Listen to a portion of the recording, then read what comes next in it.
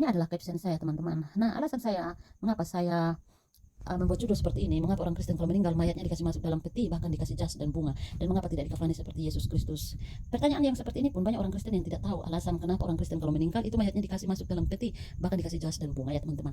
Nah, ini pertanyaan yang lucu tetapi menarik juga untuk dibahas, ya teman-teman. Banyak dari kalangan-kalangan non Kristen, bahkan di dalam Kristen pun selalu bertanya-tanya akan hal ini. Di dalam pikiran mereka, kalau memang Yesus adalah teladan untuk kita, kenapa kita tidak mengikuti cara penguburan Yesus? Seharusnya kan kita mengikuti juga. Perlu kita ketahui, ya teman-teman, bahwa tidak semua yang dilakukan Yesus Kristus dapat dijadikan teladan atau dapat kita tiru atau dijadikan rumus. Contoh, Yesus Kristus berjalan di atas air.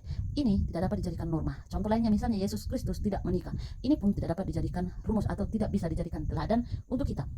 Dan masih banyak hal lainnya yang tidak bisa kita jadikan rumus, ya teman-teman, mengenai cara penguburan Yesus Kristus. Kenapa orang-orang Kristen tidak mengikuti cara penguburan Yesus? Apakah ini adalah kewajiban atau tidak? Kalau di agama lain dikubur mengenakan kain kafan, tapi dalam kekristenan justru dikasih bunga dan dimasukkan ke dalam peti. Nah, ada beberapa hal yang perlu kita ketahui terkait meninggal menggunakan peti atau memakai kain kafan, ya teman-teman. Yaitu, Tuhan Yesus meninggal dan dikubur itu dengan cara dikafani, tidak dikasih masuk dalam peti seperti yang orang-orang Kristen lakukan sampai saat ini, ya. Pertanyaannya adalah kenapa dikafani? Karena ini sesuai tradisi atau budaya orang-orang Yahudi di dalam Matius 27 ayat 59 yang berbunyi, dan Yusuf pun mengambil mayat itu, mengafaninya dengan kain lenan yang putih bersih. Dan di sini saya memberikan catatan, Yesus adalah teladan bagi semua orang Kristen. Apapun yang Yesus lakukan tentu akan menjadi acuan setiap tindakan kita orang Kristen, termasuk cara penguburan Yesus dengan memakai kain kafan atau dikafani. Tetapi di sini ada kata tetapinya. Tidak semua teladan yang Yesus lakukan dapat menjadi acuan untuk tindakan kita. Ada hal-hal di mana dapat dijadikan acuan dan ada hal-hal tertentu yang tidak dapat dijadikan acuan untuk tindakan kita. Seperti yang saya sudah jelaskan di atas dengan memberikan contoh-contoh seperti Yesus berjalan di atas air, Yesus tidak menikah. Di dalam Alkitab tidak ada satu ayat pun yang menjelaskan Yesus dikubur memakai peti. Tetapi pertanyaannya, kenapa orang Kristen memakai peti? Apakah ini tidak menentang Yesus atau tidak taat kepada Yesus? Jadi, mengubur dengan cara mayat dimasukkan ke dalam peti adalah bukan berarti menunjukkan kita tidak taat kepada Yesus oleh karena tidak mengikuti teladan Yesus. Sekarang saya akan bertanya balik, apakah ada larangan Alkitab untuk jangan atau tidak boleh mengubur mayat dengan memakai peti dan bunga?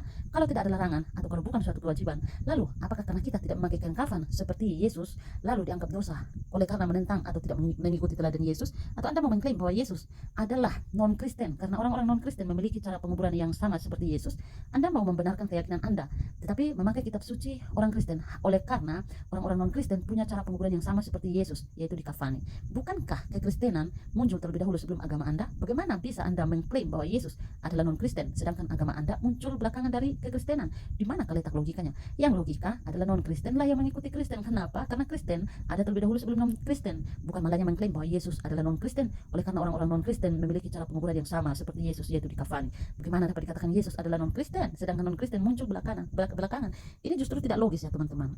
Lucu juga bagaimana kita menyimpulkan sesuatu yang tidak masuk akal. Ya kan, kita harus bisa menyimpulkan sesuatu yang masuk akal lah, sesuai secara, ya kan. Jangan malah yang belakangan yang muncul terlebih dahulu kok dijadikan sebagai, diklaim sebagai figur di dalam Alkitab, diklaim sebagai agama non-Kristen. Ini kan lucu. Jadi kita harus mencari tahu terlebih dahulu apa alasannya Yesus dikuburkan memakai kain kafan atau dikafani, ya teman-teman. Saudara bisa melihat dalam Yohanes 19 ayat 40. Mereka mengambil mayat Yesus, mengafani dengan kain lenan dan membubuhnya dengan rempah-rempah menurut adat orang Yahudi bila menguburkan mayat.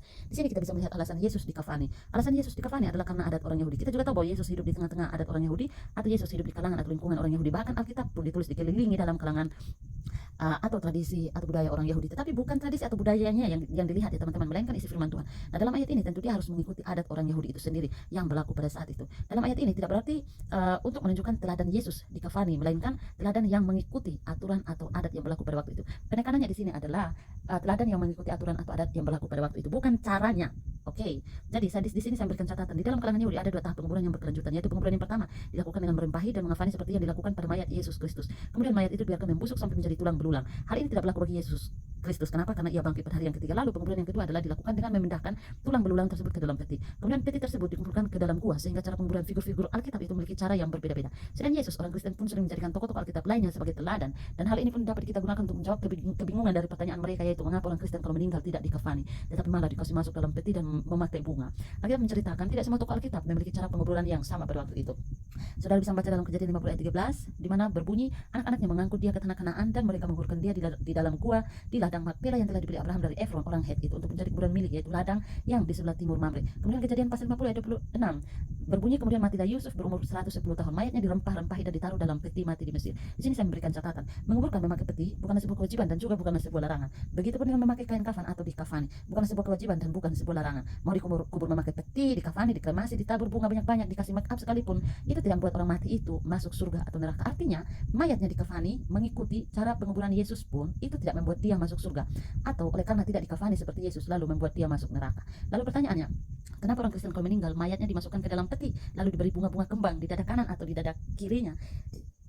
Ya, saya juga melihat seperti itu ya teman-teman. Ada ditaruh bunga warna ungu ya di dada kanan atau kirinya itu. Nah, itu alasannya kenapa orang Kristen melakukan hal seperti itu adalah dari tradisi atau serapan tradisi barat ya teman-teman. Maksudnya tradisi barat itu mereka memakai peti. Tetapi kalau untuk bunga-bunganya itu saya tidak tahu alasan kenapa dipasang bunga-bunga di dada orang mati. Mungkin supaya terlihat indah atau cantik. Di sini saya hanya menduga saja ya teman-teman. Mungkin supaya terlihat indah atau cantik. Anda bisa bertanya langsung ke orang-orang yang melakukan hal seperti itu.